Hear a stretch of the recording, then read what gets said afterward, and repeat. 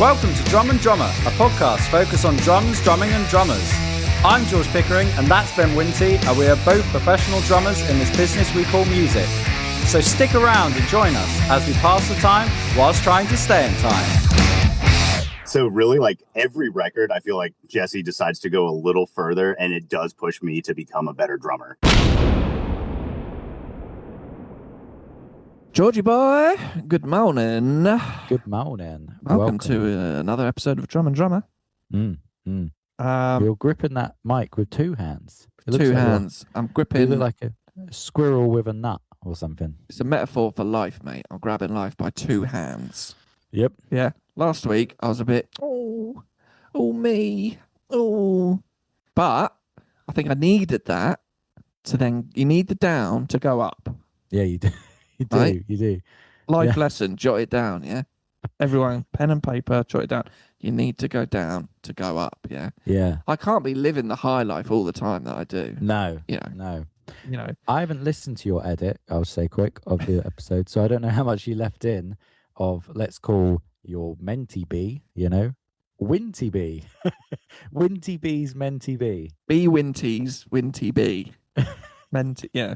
I left enough Mental in breakdown. to get the point across. Well, I did cut out waffle because I just kind of repeated myself quite a lot.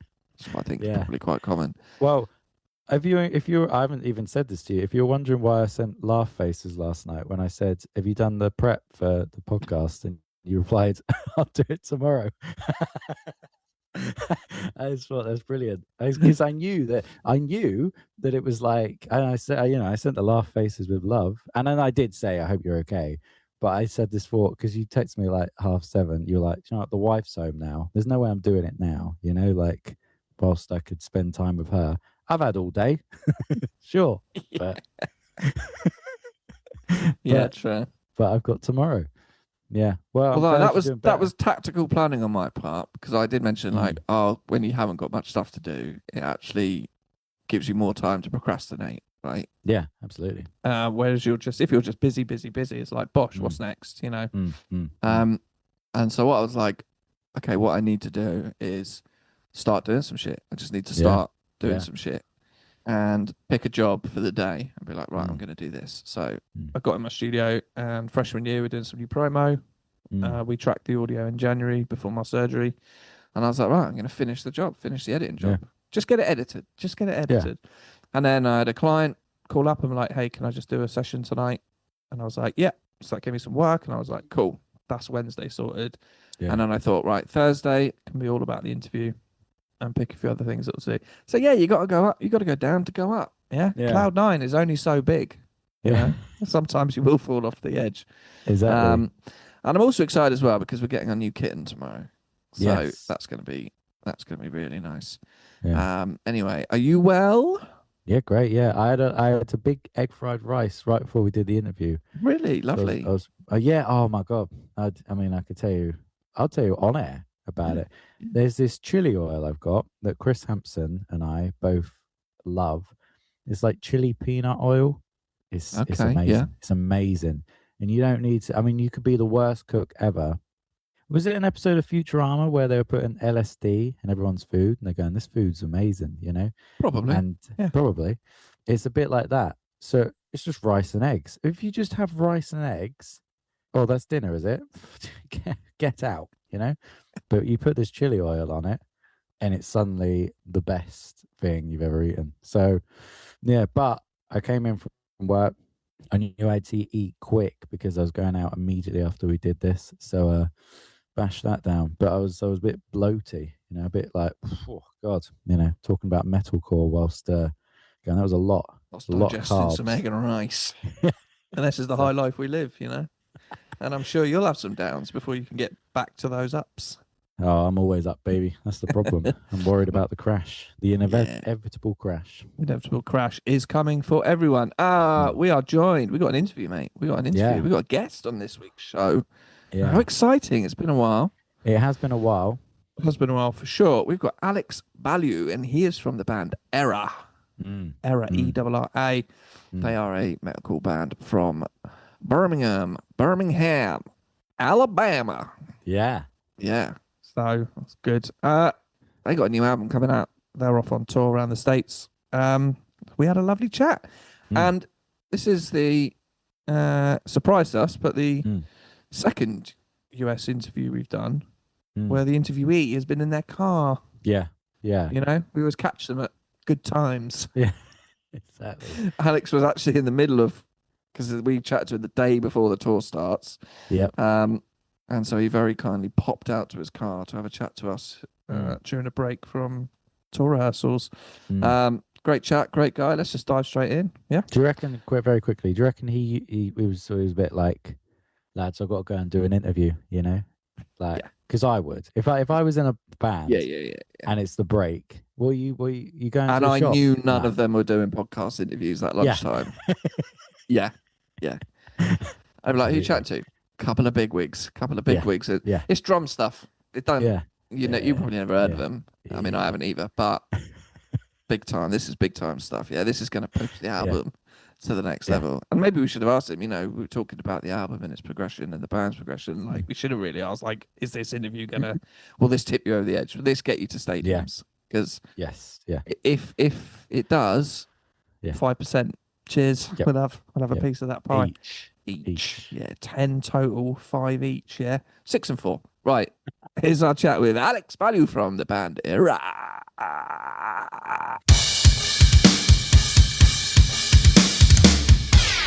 How we doing? Good. How are you? Good. We're just in the middle of rehearsals right now because we leave tomorrow. But Brilliant. so I'm in my car waiting to, doing this. You're not the first American we've had in their car as well. I think most I have guests my we car. have, they're just in a car. Yeah, I'm sorry. This No, just it's kind of great. sucked because of where I'm at. No It's all worries. good. I mean, we're fully aware, like, you're out on tour tomorrow. And I was like, and he's got time to fit in this. Yeah. But Well, I this, thought we like, were going to do it last week, but it's all good. you're heading out on tour tomorrow, starting Tomorrow, in Baltimore. Is that right? Yeah. And this is First to promote your new album with ERRA. Yeah. It comes out March 6th, tomorrow, first day of tour. So you said you're in the middle of rehearsals. Like, how long is that prep for tour for you guys? So usually we start at somewhere called Oxford, Pennsylvania at our bassist's basement, pretty much. It's not very ideal, but it's, it gets the job done. And then we move to a space called Three Hive Studios. It's in Reading, Pennsylvania. It's a very cool spot owned by our friend Jeff Tomrell. And right now, 2 days ago, we did like production rehearsals. So we have like all of our video wall here, all of our production here, our lighting people setting all that up. So 2 days ago, we did like a full production rehearsal just to make sure everything works. And then took the day off yesterday because the other headliner, Currents, is actually here today as well. And they're doing their production rehearsals. So now we're in like a side room, just kind of like running over, brushing up on everything just to make sure we still got it for tomorrow, How long has it been since you guys last played together? Like, what's that gap like? And you say brushing up. It was there... long, man. Last show we played was in like August 22nd when we were on tour with Architects.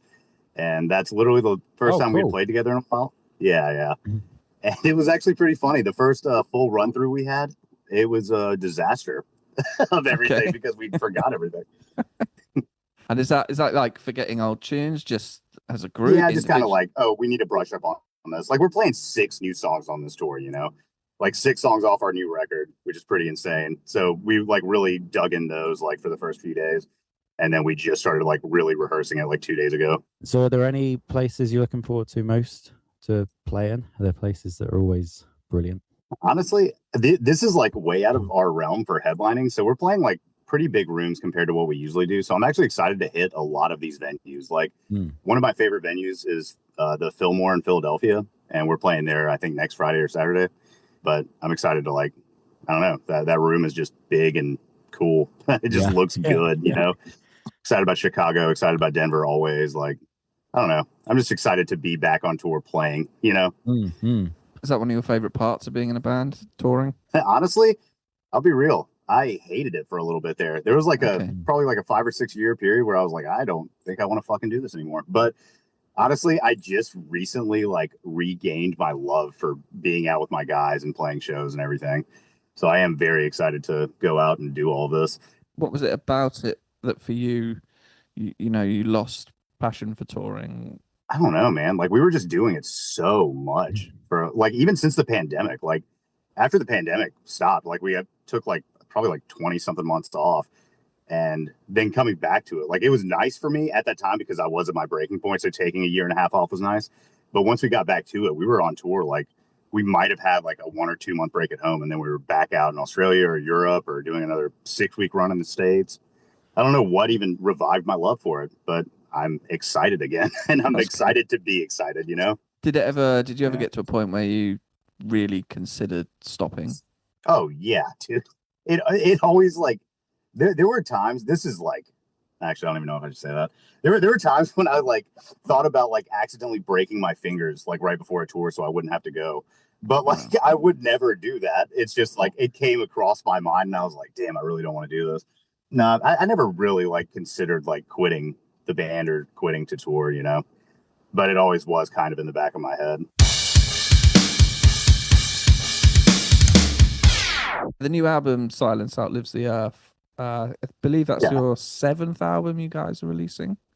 Yes, it is. Having been going, I think it's like 2009 you guys started, and you're one of the original members of the band. Like, yes, me and Jesse. With each album, and especially this new one, what expectations do you as a band have for this album, and your label? What expectations? Does that expectation grow, and do those pressures grow with each new record? I feel like the pressure always is growing, you know. I think all of us collectively think this is the best ERRA record to date, and that's not just us being biased. Like, you know, we've clearly put out 6 other records, but we've all been talking like amongst each other, like how proud we are of this one. Like we're very excited for people to finally hear these songs that we've been sitting on for, like we started recording this record last January. So we've been just like sitting on these songs for a little bit now. And we're very excited to like finally release it out into the world, you know? Do you have does the label put any sort of pressure on sort of metrics for you guys, like on certain things with any, you know, numbers? Or I'm probably a bad person to ask this, but like we have been like, this is the most we have prepared for a record. Like this is the first time we've actually done like weekly calls for the last like probably 2 months with our label to make sure our rollout is like as perfect as it can be. Like, I don't know if you guys have seen, but we put out like a shit ton of content lately. Like they're doing a bunch of playthroughs. I did some playthroughs that I'm still waiting on. Like we're just trying to push out as much content for this record so people can like see it and like be as excited as we are for the record. One thing this is going into sort of drum world really, was like double kick playing. Mm-hmm. Like there's some sick double kick playing on this record. Yeah, it can be really hard at times, but so this was going to be my like once you get it, it's very fun, you know.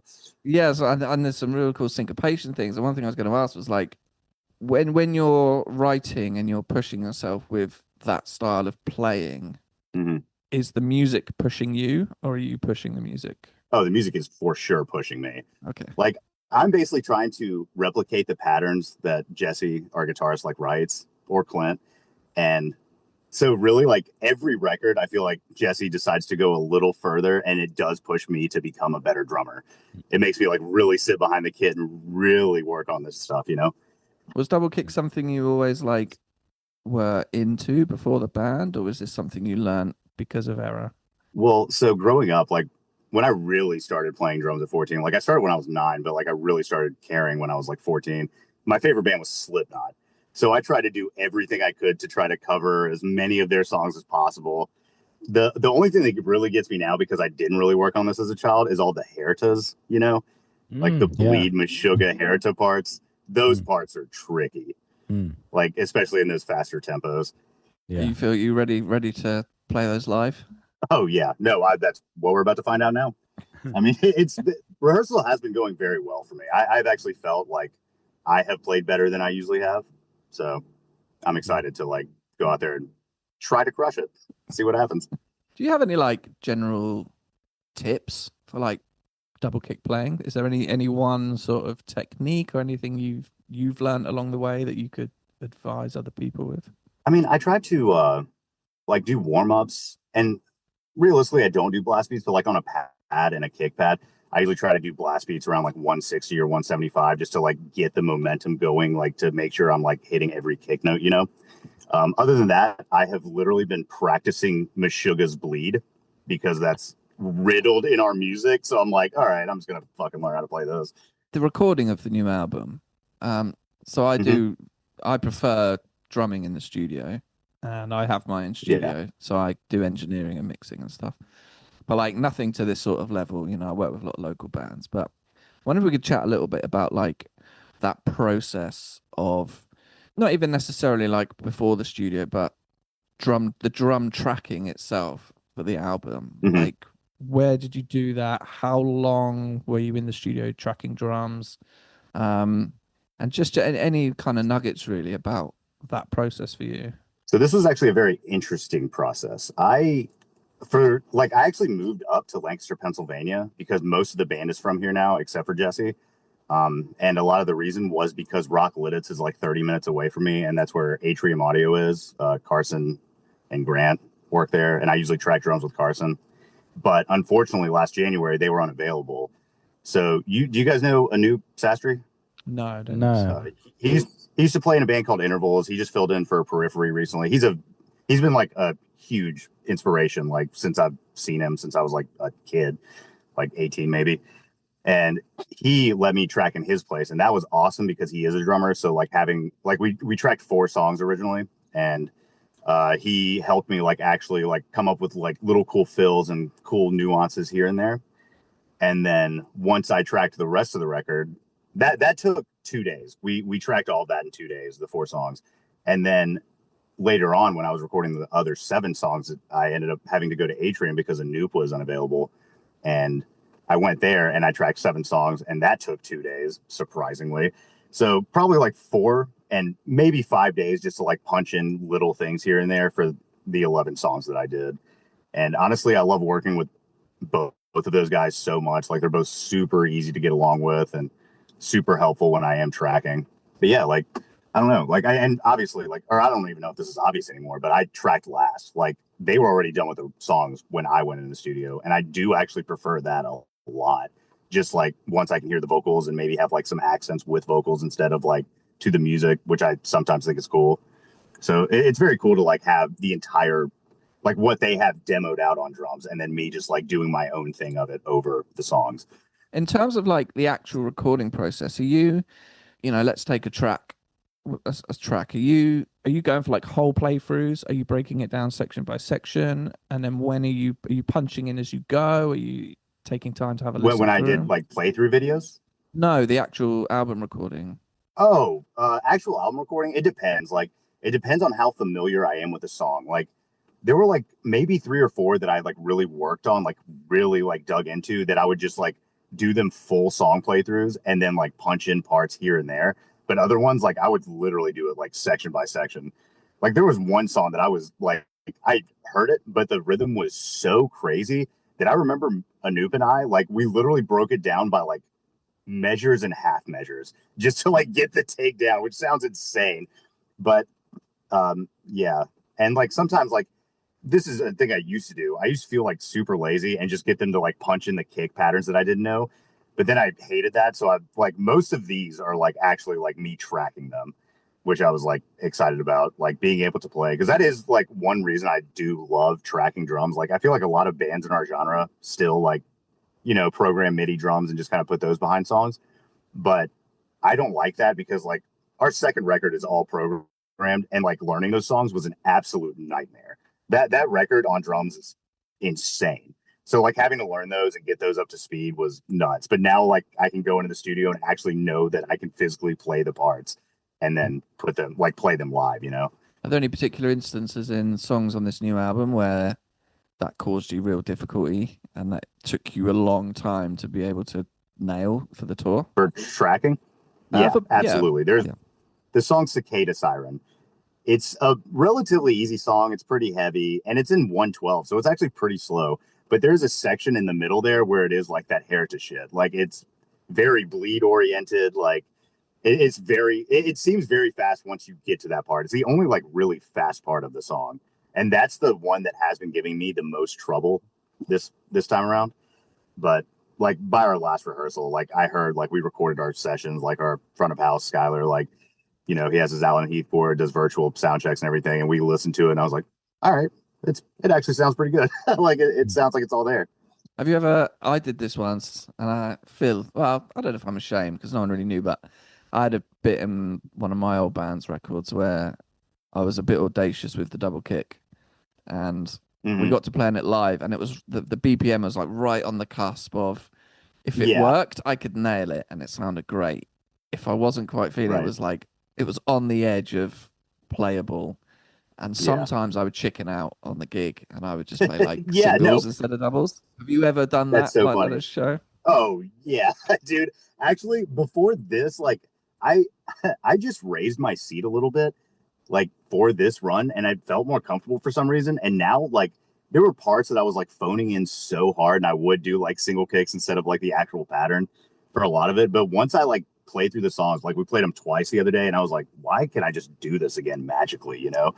Like, I don't know, like, honestly, seat height helps a lot. I've realized, like, it's kind of crazy how little, like, I think about it. I think about everything else. And now all these, like, little things, I'm like, okay, I got to go back and get everything back in order so I can play these songs again, you know?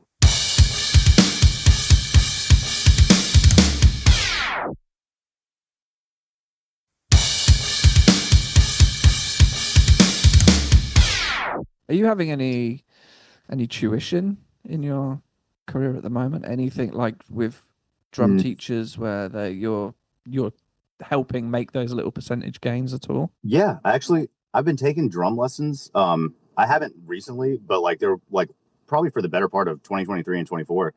I was taking drum lessons from this guy from Dallas. His name is Cam, and he was helping me like, because like I don't know when I missed this whole like wave of like gospel chops and learning them. So I was like, I just want to like really sit down and learn the rudiments, because like I was on drumline when I was in high school, so I know rudiments, but it's always been difficult for me to like put those rudiments behind a kit, you know, instead of just like one snare surface like I did.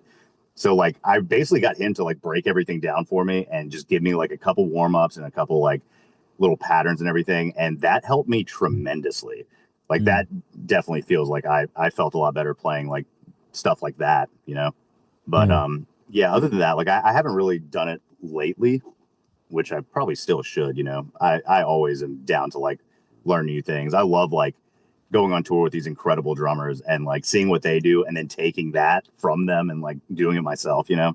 Are there other styles of music then that you perhaps play or take inspiration from to put into yours? Not really. I'm just like, I don't know, man. Like I don't really like, I'm a awful drummer to say this, but like I don't really like take inspiration from any specific drummers. Like, I mean, yeah, like Joey Jordison was like my idol when I was a child, but like now I just like go on tour with these like great drummers, and they're obviously all metal drummers, and just watching them like do it, or even like Silent Planet's drummer. He's like one of those gospel choppy guys, you know, and he is awesome. Like I love watching him, and I love taking stuff that he's doing and putting it behind my kit. Like I really do get most of my drumming inspiration and how I write now from other bands that I'm touring with. In terms of like post-production on the album and your drums, like, is it a case for you, like how involved do you like to be with your drum sounds and editing and mixing and things like that? Are you hands off and like, yeah, sort it all out, or do you like to be involved? Really the drums I am the most hands-on about. Like I want the tones to sound good, and I know we're a metalcore band, but I would love to like have more of a raw drummed tone, you know, like instead of just like a completely sampled kit. So I remember on this one, like he did originally like sample the toms, but at the time they sounded like very similar to each other. So we ended up like layering the actual like raw audio files on top of them, so they had the pitch that I tracked with. Because I was like, we really like got into the tuning of the toms, and there's like one song where you can tell the toms are actually like slightly in tune with the song. And when I didn't hear that originally, I was like, I want to hear that again. I want to like have all this. And yeah, the edits, I'll do like all the drum stuff, like for the most part. But for the rest of the record, like I basically leave that to them. I don't like the whole like too many cooks in the kitchen. I'll be happy if they're happy, you know? Yeah. And I do think this record sounds great. So I'm happy with the end result. In terms of like keeping the raw nature of the drums in there, one thing I noticed the drums sounded like they were mixed from the drummer's perspective. Yeah, that's how I actually prefer it. How do you guys prefer it, actually? Do you know what? When I first started mixing, I didn't even consider the other option. I just instinctively mixed from drummer's perspective. I was like, hi-hats on the left, and it rack tom on the left, and it goes down to floor tom on the right. And I started like working at a studio, and they were like, well, yeah, but most people hear the kit from the front. And I was like turning the panning knobs the other way. I was like, no, this feels so wrong. Like, no, it feels weird, man. Like, I don't know. I don't like the audience perspective drums. Like, I guess it is a drummer thing because I do like hearing the mixes and hearing my hi-hat on the left, like, or the chine on the right, my floor tom on the right. I actually do much prefer like doing it drummer perspective. So was that a choice you made? Was your mixing engineer like on board with that? I feel like it's just kind of the norm. It seems like the norm. Like, we've only had one person mix one of our records in audience perspective, and it was weird. And then like everybody else hasn't even really asked me. I feel like they just kind of do it drummer perspective. So it seems kind of like the normal thing to do. Yeah, it just feels so natural to me. Like when you have a big tom, there's definitely a few tom fills in there. It just makes exactly, and I want to hear it go from left to right. Yeah. And I actually did some like drum cover videos where in my studio where I just put my phone like on top of an acoustic panel filming from above. Yeah. And I just sort of did a rough sort of mix. And then I watched the video like my computer, and I was like, oh, it's just so weird because I'd mix from audience perspective because I've been doing that actually for quite a long time with other bands. But I was like, but visually my kit is drummer's perspective. So I was like, I had to swap all my panning around. I was like, visually it was weird. I had if you're doing like, if you're doing an overhead video like that, I feel like you have to do drummer perspective. Yeah, I just completely forgot, and I was just like, hang on a minute, the visual's going left to right, and the audio's going right to left on the fills. I was like, fuck's sake. Yeah. Do you have a drum tech when you're touring? Yeah. Usually, like, we only bring out like 2 dedicated techs, like a drum tech and a guitar tech for like headliners. So this one we have both of our guys. My drum tech this tour is a guy we actually just brought out for the Architects tour for the first time, and he was kind of like the only tech we had. It was like he did playback, he would kind of do drums and like help the guitars, like switch guitars on stage. So he basically like did a little bit of everything. But like JT and I like do help out a lot with the hardware side of things, like our racks and like obviously drums. So like we'll help him out as much as we can if we need to. Like, we could survive without techs, but having these 2 guys is awesome. So now the guy who did that Architects tour is my dedicated drum tech, and he's also doing playback. His name is Evan. He's awesome. And then we just hired a guy for guitar. His name is Eric, and he is a freak. Like, he just loves, like, he's constantly working on guitars. Like, I actually did a tour, like, after that Architects tour with a band called Hail the Sun, and I was just drum teching. I just wanted to see how it was, like, I'd never done anything like that before. We had 7 months off, so I was like, yeah, whatever, I'll do it. We toured Between the Buried and Me. He was working with them as their guitar tech, and he looked like he was stringing guitars 3 times a day and tuning them constantly. And I was like, this is this guy's life. Like, this is all this guy wants to do is work on guitars. So like having him around, like for the last 3 days, he's been just working at his bench, and like he's literally set up all of their guitars, and all of them seem so happy. Like, he's like intonating them and fixing truss rods or whatever fucking guitar people do. I don't know what guitars are like, but yeah, he's just like very hands-on with like all of the gear. So it's like nice to have someone like that really cares about doing that, So these techs are gonna kill it, and I'm gonna go back to being lazy and not like setting up drums and tuning my heads or anything. It's gonna be awesome. I was gonna say, like, when you first started having a tech, like that transition from doing everything yourself to handing off responsibilities. Oh, yeah. Did you enjoy that? Did you do it like it? Dude, it was weird. Like, because I'm so used to, I'm the drummer. I have the most stuff, like taking it on, putting it off, like pulling it off, like all that. Yeah, it was different. And the thing is, like, even though I have a tech, I'm still around them constantly. Like, I am so down to help out with whatever.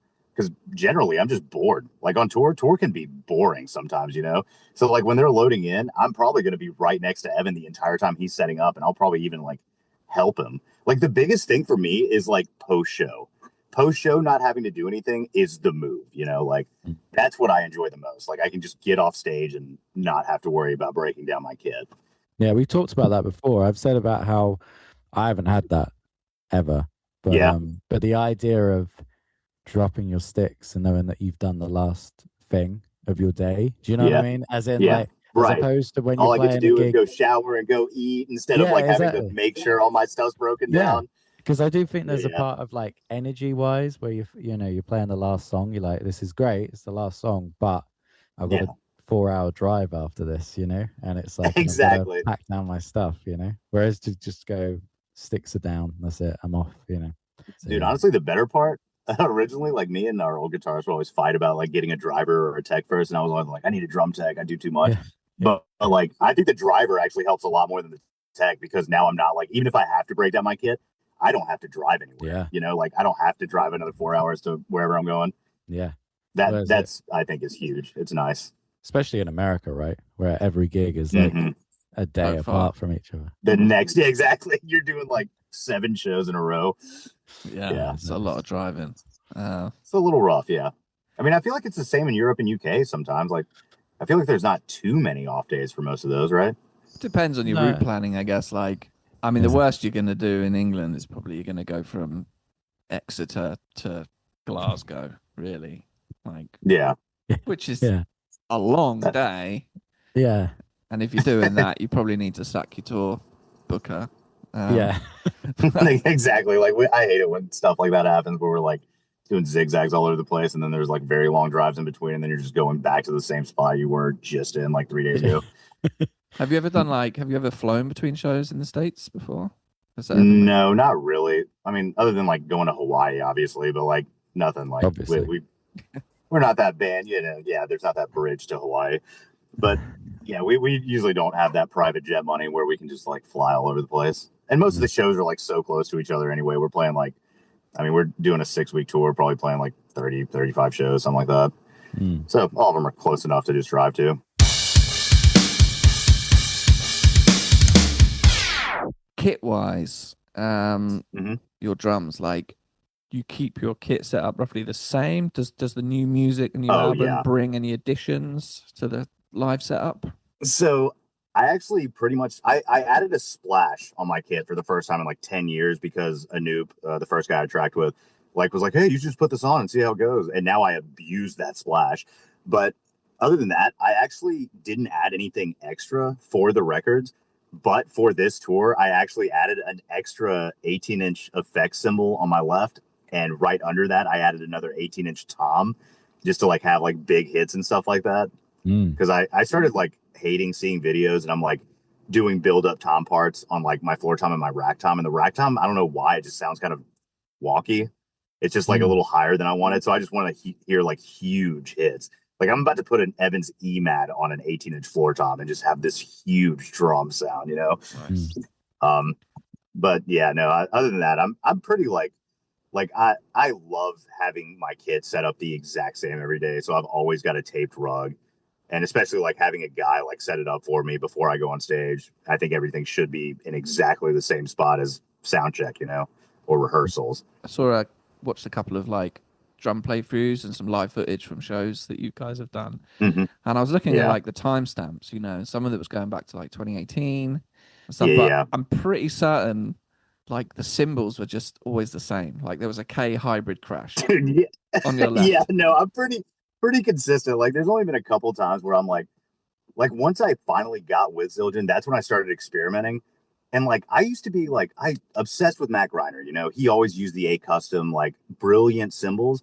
And I guess over the time with age, now I'm using bigger cymbals and they're more like K series, like they're not as bright as what I used to be into, I think that's a rite of passage for most drummers because I was the same. So like I had a custom projection set, that I built up. Exactly. I've still got the ride cymbal, and I was like, I guess at the time I was playing more punkier ska kind of stuff, and there's like these bright cymbals that cut through, and like 16-inch crash on my right. And exactly. now I'm like, dude, I remember those days. Now I'm like minimum 19-inch. Yeah. That's my small crash now. Yeah, same. And I've got that 18-inch effects, but other than that, it's 19 and 20 for my main. Yeah, and I think that's I like the big cymbals. It's an age thing, I think. But dude, now I'm seeing all these metal bands use like rides as crashes. Like Alex from Silent Planet uses like 24-inch crashes, and I'm like, this seems impossible to play on. Like, I cracked one of my cymbals when we were in Australia together last year, and he ended up letting me borrow one of his, and it like ruined my wrists. Like, I couldn't even like begin to fathom like doing this on the cymbal, you know? So I don't know. And my front of house guy is trying to get me to do that, like get like 23, 24-inch cymbals. And I'm like, I don't think I could ever get away with that. Like, I feel like there's way too much intricacy in those cymbals. I feel like it would just drown everything else out if I use those cymbals, you know? And in terms of shells, like, I believe you're a Mapex guy. Yes. Yeah. Yes. Saturn Evolution. Yes. I'm using their walnut birch. I just got it last year. It's a great kit. I love it. I've got one as well. Oh, yeah? Yeah. Very cool. Yeah. No, I like that kit a lot. And like, I've noticed as well, like you've switched from one rack tom to two rack toms. Is that your current setup, having two racks? So the way I am right now, I have 2 up, 1 down, which is how I like originally started this band. Like when I did that, that was what I did. And then of course, over time, I was like, okay, maybe I'll try the 1 rack thing. But I hate not being able to do like fast high tom stuff with the difference in like pitch, you know?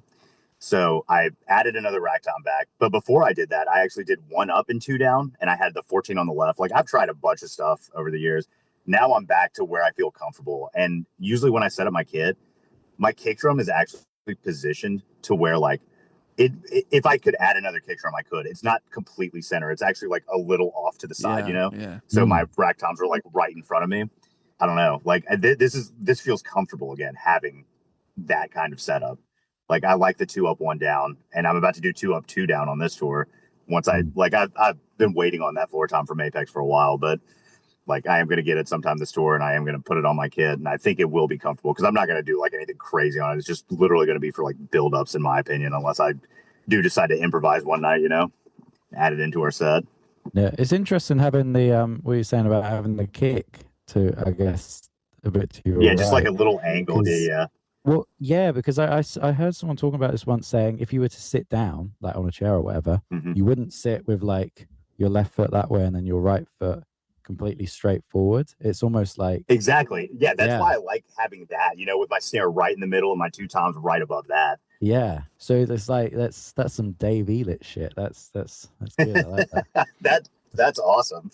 No, I actually got that trick from Joey from the Contortionist. When we toured with them in 2015, I thought it was the coolest thing. I thought it looked cool. I thought it was like very practical. I was like, I'm absolutely going to try that. And I've literally been doing that pretty much since 2015. I love it. And it's comfortable. Yeah. I mean, I guess like so often when you start, you know, drumming, like the first thing you put down is the kick drum. And because it's got the big skin, you know, and if you have your band's logo or anything, like it's almost like default, that is what faces forward. And like I see a lot of people online where they're like, when you set your kit up, you know, sit on your stool and put your feet naturally where they go, and then that's where your pedals should be. Don't force your legs, with your feet, you know. And I remember someone saying like, yeah, it's why you shouldn't have your kick drum facing forward. And I was like, yeah, well, you can have that, but you sit slightly at an angle, right? You know. So like, I guess honestly, right now, if I set my kit up like that, I don't think it would feel right. Like if I did set it up like it should be, you know, like kick going straight in the center, I feel like my entire body would be like shifted this way when playing. So I guess with your kicks, you know, at that angle, and I guess if you've got the two rack toms, there's a real like central focal point, and you are facing directly forward, and the kick is to the angle. Yeah. Is there anything like, I mean, what was your first kit, and was it a hunk of? It was a piece of shit. I mean, it was a Tama Imperial Star. It was like one of those like cheap, shitty $300 kits, but I played on that for years. But like I said, I didn't really start playing again until I was 14. So that was like my one to learn drums on. Like I took like maybe a few months of drum lessons when I started, and then after that, once I got back into it, I just kind of like self-taught myself or remembered what I learned from him, and then just literally listened to Slipknot 24/7 and just tried to play everything off Iowa. But I had a Pearl kit when I did that. Like I had a Pearl EXR, like I think it was an 8-piece kit. So I had 2 kick drums, 5 toms. I was like, this is awesome. But now I'm like, oh yeah, it's way too much. What age were you had that when you had that kit? 14, I think. I was 14 when I got that kit. I mean, you don't understand. I was obsessed with this band, so I wanted to be him. I was like, whatever. I was using like those Peisty like rude cymbals, which now I go back and I'm like, those are fucking heavy cymbals, you know, like those are really dark cymbals. But yeah, I did everything I could to fucking just copy that dude. But now you got a drum tech, you could do the 5-up again, you know. Dude, I was Someone thinking else's problem. about this tour. I was like, dude, I could just rock star this shit and have Evan like set up 2 kicks for me. Yeah. And my front of house, he's been my best friend forever. And like, he was like, dude, that is so fucking stupid. Don't do that. And I was like, fine, I won't do it. We have said that. We've had guests on, and it's like you can see like the point at which they get a drum tech is when they go, oh, 2 kicks, yeah. Yeah. yeah. When the endorsements come in, like, I think I need another few cymbals here. You know? Exactly. Yeah. Now that I have a tech, I'm like, okay, that's why I'm adding cymbals, adding toms, you know, adding little bits here and there.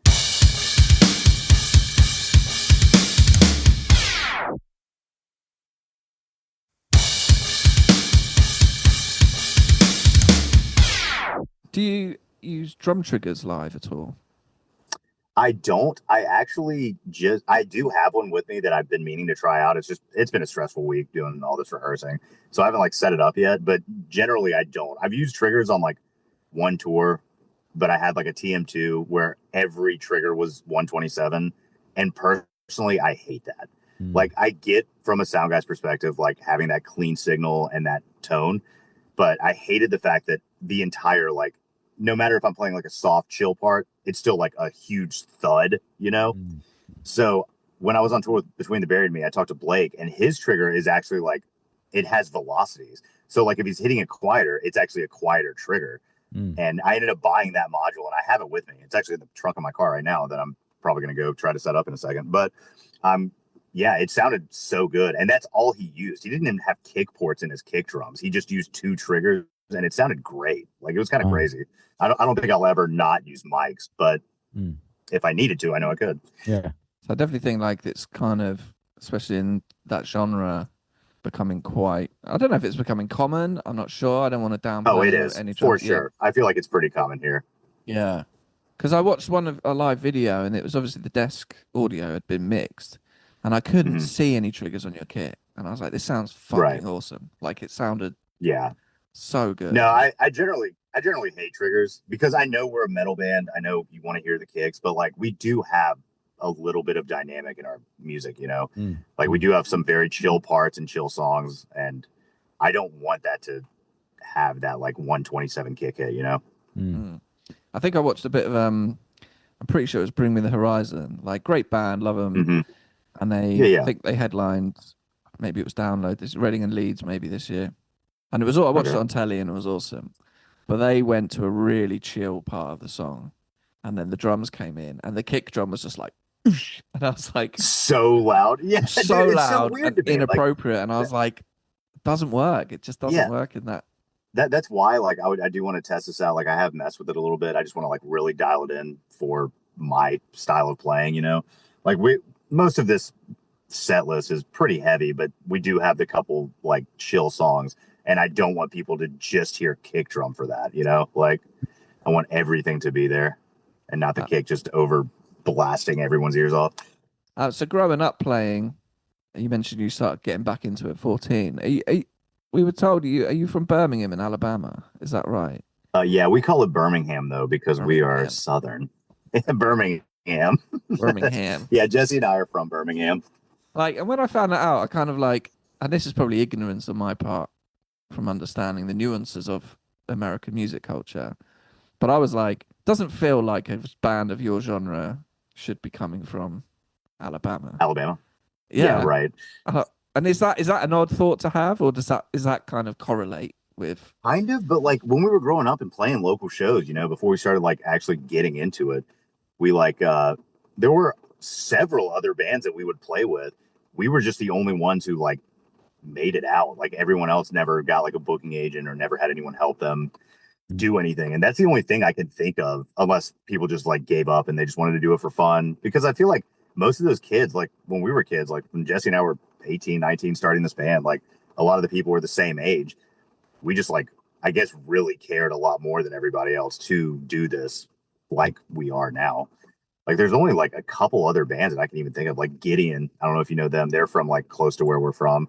But other than that, I can't think of any other. No Cure, also from very hardcore band. But yeah, there's not too much coming out of there right now, I feel like. Do you feel that like maybe helped you in a way that there wasn't much coming from there, or does it hinder you? See, I Where don't there's know. not a I don't know scene? about that either. Like, I've never really thought about that. Same thing with Atlanta. Like, Atlanta is like the closest major city to us, and now it's technically like our hometown shows, you know? And like, there's some bands that come out of there. Like, there are bands from back then that were coming out of there, but I feel like most bands would, or more bands would come out of Atlanta than they would Birmingham. But yeah, I don't know. I don't know how that works, man. I don't know what we did differently other than just work our asses off and try to tour as much as we could whenever we could, dropping everything else, you know, to be able to do this.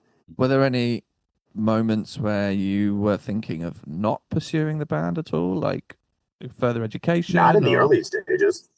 No, I actually dropped out of college because we got a 2-week tour. I was like, I'm just gonna do this instead. So like, I went to college for like a year, and then I hated it anyway. And I was like so focused on the band and everything that I was like, I'm just gonna work on this. And then same thing with our vocalists. Like at the time, like we were going to classes together and everything. But yeah, like I didn't want to do that. Like when we started out, I was hungry. I was like, get me out of Birmingham. Let's see the world, you know? So we did like in 2011, we did 2-week tours with a couple bands, and it was fun. And we were in like a truck, you know, a truck with a trailer, like our bassist dad's truck and a trailer, just like going around the Southeast, going wherever we could. And like, we were all like very invested in this, you know, like we were proud of the music we were making. We were like, yeah, let's keep playing in front of people. And we'd go to venues in like close to Atlanta or close to hometown for the first couple of tours. And we'd literally play in front of 6 people. And that was still driving us because the 6 people were there for us, you know? Mm-hmm. So we're like, okay, we can keep doing this. And then once we started touring, we just never stopped. We just kept going. And here you are 17 years later. Yeah. That's crazy. We will let you get back to your rehearsals, but while we finish up, we like to ask all our guests one final question. George, do you want to do the honors? I can do the honors. Who is your favorite delivery company? Okay, listen, I listened to one of your podcasts and I did hear this question, and I think all of them suck. There you go. But if I use one constantly, it is FedEx. Okay, cool. I like that. I guess. I'll do. That's fine. Thanks for listening to some of the episodes. Yeah. Love it. Dude, yeah, of course. Yeah. That's always nice. Most people go, wait, what do you mean delivery company? You know? Yeah, But no, you were like, no, yeah. And that's how we know if people have listened or not. No, I Yeah. listen. I listen just to be prepared, you know, like just in case you would throw a curveball like that at me. He's clever. I love I it. like that. Cool, man. Best of luck with the tour. Thank you so much. If you ever come to the UK, I believe you played the UK once before, maybe on a tour. Oh no, a few times. A few times. We played a few times. Cool. Yeah. When you come back, we'll try and make it down to a show for sure. Yeah, that would be Absolutely. sick. It'd be great to actually meet you guys in person. Yeah. Thanks so much. Best of luck with Yeah, the thank you album guys again release. for having me. And Nice. enjoy the rest of your rehearsals. Appreciate it, guys. Cheers, Alex. Thanks, mate. See ya. Bye-bye. And there we go. I've not said that. Why are you laughing?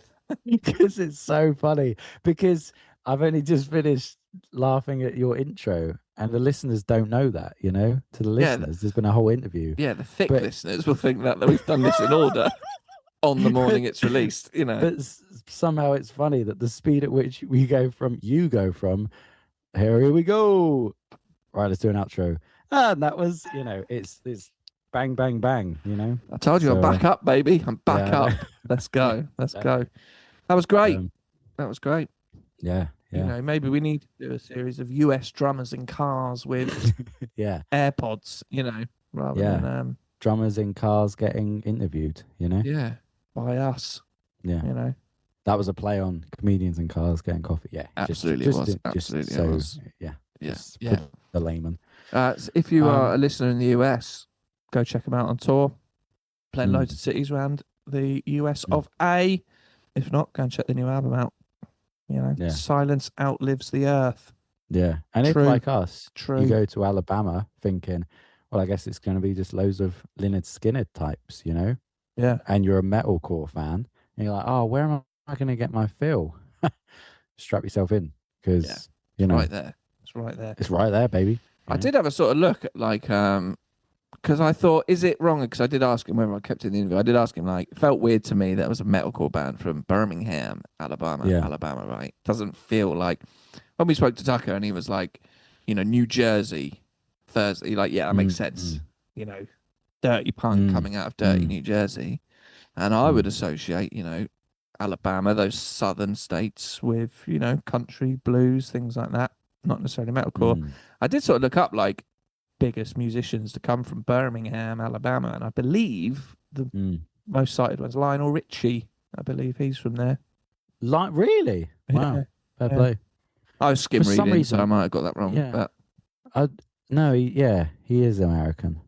For like a second when you said that, I was like, is he English? Like Rod Stewart or something? Or someone else English? Can't think of anyone else English right now, but I mean, I'll just double check. He's from Alabama. He's from Alabama. By the way, listeners, if you're listening because it's your favorite drummer from your favorite band, switch off now probably, because this is now just Ben and I waffling. This is the post chat waffle. This is the post chat because I was having a chat with Tom Jenkinson this morning, and we were having a debate on who has done more for Australia, Steve Irwin or Kevin Parker from Tame Impala. Oh, Steve Irwin, because I don't know who the other person is. Well, yeah, and I'll be honest, I don't even know if I got his surname correct. I know it definitely Kevin something. But Tom said, well, Steve Irwin's dead. Kevin's still got some time to make more of a mark. You know what I mean? But Steve Irwin's death was iconic. Yeah, it was. You know what I mean? Like, yeah. And it was a stingray of all things. Yeah, a stingray did what it said on the tin. Yeah. It stung him, Yeah, exactly. Got him. God. Stung him in the heart, is that right? Yeah. Yeah. I mean, props to the stingray, because that is fucking aim, innit? That is nature doing the... Yeah. I could get you in the arse or the leg or something. Nah. What's the one place that will... Yeah. It reminds me, I remember my nan once told me that if a rat tries to bite you, it will go for your throat, which is obviously fucking mental and most likely not true. But after that, if I ever saw a rat, I was like, I'd hold my neck. That's why you wear polo neck jumpers, isn't it? That's where that's come from. Yeah, that's why my scarf game is on. It's a nice jumper. Thanks. Rats. What? Rats. Why are you saying rats? Oh, if a rat is angry at you, it will try and bite you in the neck. Yeah. What? It will go for the jugular. Rats are instinctively born to kill a human via biting the jugular. Yeah? Facts. Look it up. Attenborough. What you got? Yeah? That's why I ran a tail to the neck. Yeah. Why is it not called a rat neck? Although, so we're getting this new kitten tomorrow. I cannot wait. She's so small and so tiny. But obviously we've got Billy. We've got lovely Billy. Yeah. Billy has a foot fetish. I don't know if I've said this before. Like, no, you have not. No. He will, play, fight and bite on your hands and your wrists. And I've constantly got scars. Yeah. And I was asked in the hospital, actually, where are they from? Yeah. Don't worry. I'm not that far down. It's not the wife. It's the cat. Yeah. Billy fucking loves biting feet. All right. Like, so he will actively hunt my feet as I'm getting into bed. Mm-hmm. Like, we have to tuck the duvet under our feet because he will jump up under the duvet from the floor, jump up under the duvet and bite your feet. Wow. And he is a strong boy. He has got strong. So you have to tuck off it. But he will, like, watch me as I take my socks off. Like, here he goes. Pounce. Yeah. And then he'll come mooching around the bed, seeing I'm about to get into bed, and he's like, his feet are gonna be exposed in a minute. And I have to, like, can you shake his treats, please, to divert him? Because and obviously post surgery, I am not flexible. No. And I'm trying to get into bed, which is a painful, awkward lolloping of this fucking log trying to get into the resting position. And then I've got a fucking huge cat swinging off my ankle. Yeah. It's no life. No. But yeah, if you're a new listener, thanks for listening. Yeah. This is sort of the beef, Go back and listen to every other episode. But we'll leave it there, shall we? Leave it there, boy. We'll leave it there. We'll be back next week. As always, we ain't going nowhere. Nowhere. Send us an email, drumanddramerpod@gmail.com. Follow us on Instagram @drumanddramerpodcast. And as always, get your drum charts from drumcharts.co.uk. I got something I can talk about that site next week. What we call a learning curve. Right. Okay. So leave that for next time. George, thank you very much. Yep. Thank you. Alex, thank you very much. Thanks, guys. That was amazing. You're welcome. We'll see you next week. Goodbye. Bye. Thank you for listening to Drum and Drummer. You can find us on Instagram Drum and Drummer Podcast. And you can send us an email to drumanddrummerpod@gmail.com. Remember, just pick up the sticks and twat it.